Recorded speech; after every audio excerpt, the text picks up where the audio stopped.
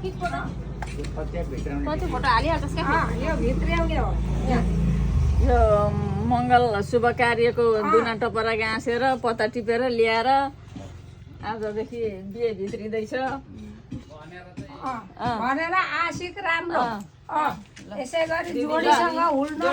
पाइयोस् हाम्रो आमाले राम्ररी बुहारीलाई राम्रो गर्नुहोस् हेला नगर्नुहोस् त्यति हो हाम्रो कुरो उसले उसका पक्षको कुरा गरे बुहारीले हेला गरे भगवानले हेला गरेपछि त चोका त उसलाई जान्छ नि त हजुरबाको फोटो पनि आयो है आयो सबैजना यहाँ बसेको आयो